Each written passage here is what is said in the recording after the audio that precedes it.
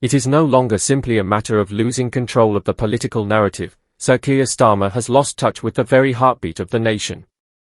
Over the past week, we witnessed an extraordinary moment in modern British politics. Thousands of ordinary, hard-working Britons took to the streets in protest. From Doncaster to other overlooked towns, they sent a message that could not be more resolute: enough is enough. The people have reached their limit, and Westminster can no longer afford to dismiss their grievances with platitudes and spin. Yet, as this groundswell of popular discontent grew, the leader of the Labour Party was nowhere to be found. There was no press conference, no attempt to address the concerns of the protesters, no semblance of leadership, just an uneasy silence and the unmistakable whiff of panic emanating from the corridors of power. For the first time since Labour assumed office, the carefully curated image of Starmer as a steady, principled leader began to crack. The mask slipped. The man who had long presented himself as a voice for ordinary people seemed to vanish precisely when those people needed a leader. The uncomfortable truth can no longer be ignored: Keir Starmer is not one of us. He is not the embodiment of grassroots Britain, but rather the polished figurehead of a remote and out-of-touch political class. He represents a Britain divided, a Britain where one set of rules applies to the elite, and another to the rest of us. This was no fringe demonstration, nor was it the work of professional agitators or politically motivated activists. It was not funded by well-connected non-governmental organizations, nor was it orchestrated by partisan campaigners. What we saw was the voice of Raal Britain, the plumbers, nurses, lorry drivers, carers, pensioners, small shop owners, and farmers. These are the people who have built and sustained this nation over generations, who have kept it running through economic hardship, global pandemics, and political upheaval. And now, they are watching with increasing despair as the country they helped to shape is dismantled before their very eyes. They did not march in pursuit of abstract ideologies or utopian dreams. Their demands were plain, practical, and rooted in lived experience: stop illegal immigration, put an end to the costly and ideologically driven net zero agenda, secure justice for the victims of grooming gangs who have too often been ignored or silenced, protect British farmers and rural livelihoods, uphold the principle of free speech, and restore true equality before the law. These are not the cries of radicals or reactionaries, they are the urgent appeals of a population who feel betrayed by those who claim to govern in their name. And how has the Labour Party responded? With disdain. With silence. With contempt. These ordinary voices have not been met with understanding or engagement but have instead been ignored, derided, or branded as extreme. To the ruling elite, including Starmer's government, even the most reasonable of working-class demands appear threatening. Meanwhile, the mainstream media has played its part in the cover-up. The BBC and Sky News, institutions that once prided themselves on impartiality, barely acknowledged the scale or significance of the protests. The public is right to ask, why? The answer, it would seem, is fear. The establishment is afraid. Afraid of a public that is no longer docile or deferential. Afraid of a citizenry that is awakening to the depth of the betrayal it has suffered, a betrayal by successive governments who promised change but delivered inertia, who spoke of reform but protected the status quo. Starmer, for his part, has responded by retreating into the protective shell of media handlers and public relations consultants. He refuses to engage directly with the anger bubbling up from below. He avoids the hard questions. And why wouldn't he? His administration has already reneged on many of its central promises. Commitments on pensions, agriculture, freedom of speech, and planning reform have either been quietly abandoned or diluted into irrelevance. The government's bold declarations have given way to cowardice, its ambitions dulled by political timidity, its energy sapped by a reliance on the very technocracy that has alienated so many. This is not merely political disappointment, it is moral outrage. There is, in the country today, a mounting sense of righteous anger. Not just towards Labour, but towards the entire political establishment. One Reform UK councillor captured the mood succinctly: this isn't just about a failing party, it's about a failing system. A broken two-party duopoly that offers no real alternatives, only recycled faces and empty slogans. Voters are tired of being told they must choose between two brands of the same political product. They are tired of the lies, the evasions, and the sense that no one in Westminster is truly listening. And now, Reform UK, long dismissed as a mere protest vehicle, is surging. The party once sneered at by political pundits and establishment commentators is rapidly becoming the focus of a genuine political realignment. One caller to GB News summed it up poignantly: "I haven't voted in years, but Reform is the first party that makes me feel like someone's finally listening." For Labour, that sentiment represents a growing nightmare. The party assumed it would inherit power by default. But the tide is turning, and it is not red, but turquoise. This grassroots movement has not emerged from think tanks or backroom strategy meetings. It has sprung up from the real world, from council estates, high streets, industrial yards, and pub lounges. It is carried forward by the very people so often written off by the metropolitan elite: postmen, carers, builders, retired servicemen, single parents, and self-employed tradespeople.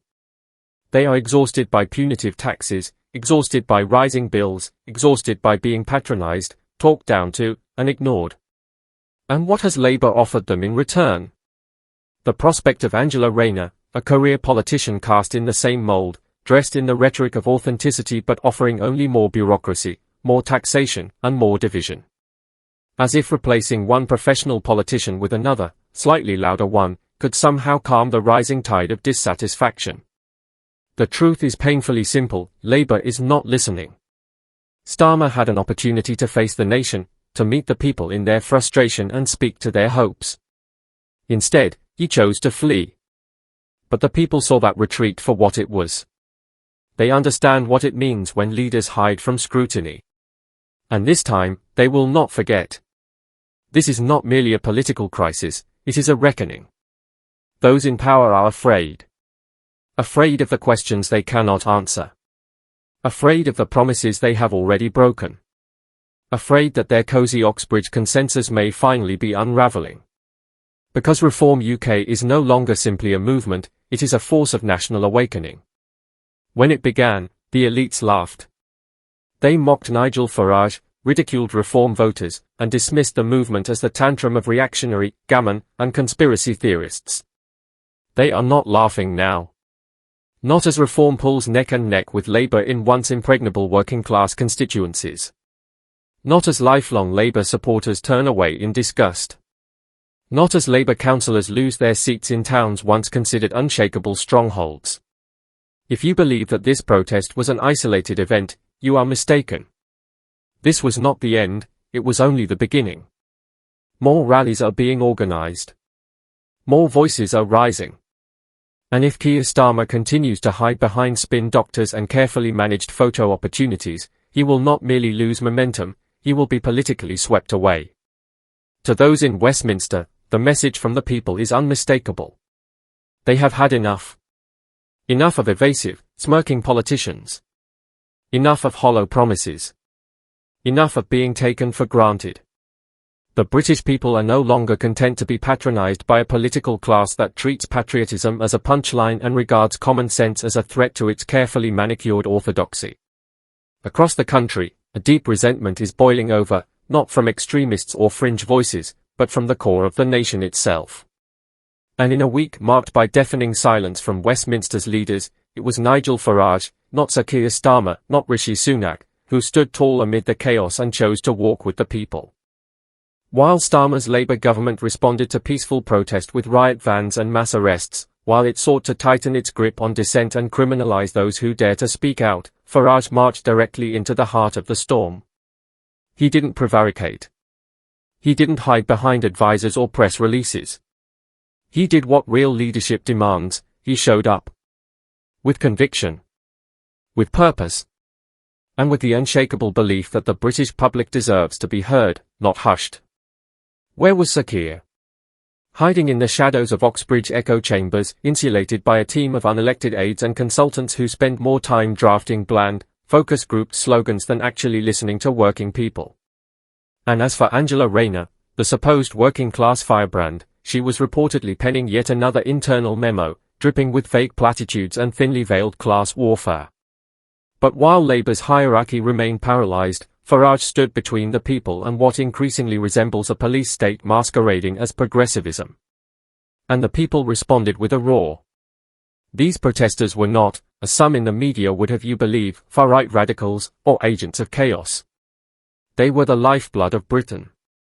Plumbers, nurses, pensioners, veterans, lorry drivers, standing shoulder to shoulder in defiance of a government that has ignored their warnings for too long. These were people who have played by the rules, who have paid their taxes, who have kept this country going through thick and thin. And now they are rising, because they've had enough. Enough of uncontrolled, illegal immigration that overwhelms local infrastructure and stretches already threadbare services, while British families languish for years on housing lists.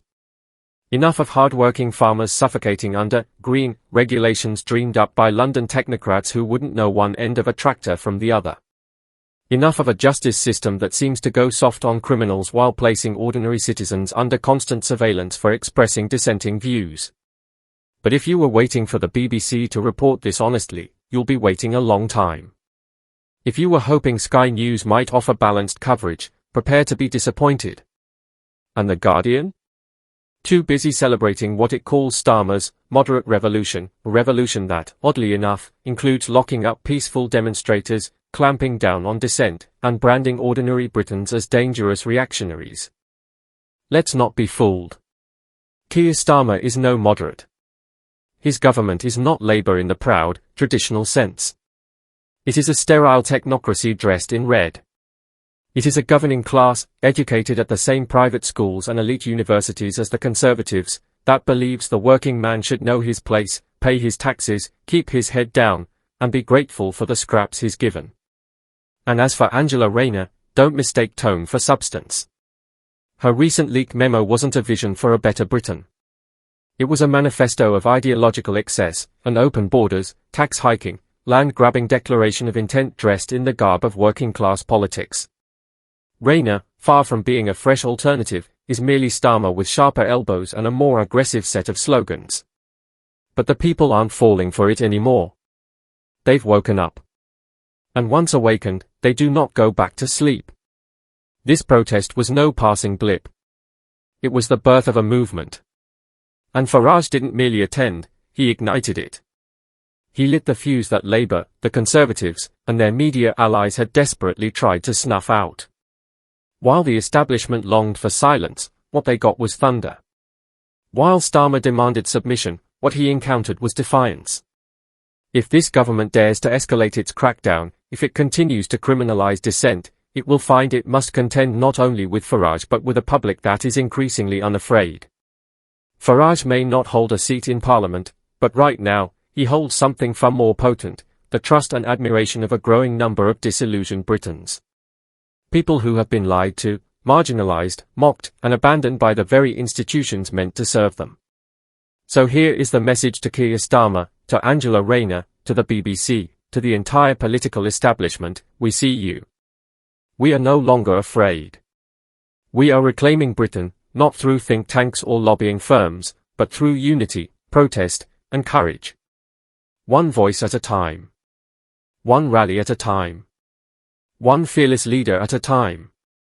Starmer is now under fire as one of the largest grassroots protests in recent memory sweeps across the nation. From Dover to Doncaster, the heart of working-class Britain is rising, exposing what many now believe to be a two-tier system of justice and governance. They are demanding an end to the silence on mass immigration, to the ideological dogma of net zero policies, and to the betrayal of those who built and sustained this country. Farage has stepped into this breach, confronting the growing authoritarianism of the Labour government, while Starmer has vanished into the political ether. No press briefing. No rally. No effort to address the nation's concerns. Just silence, the kind that betrays fear, not strength.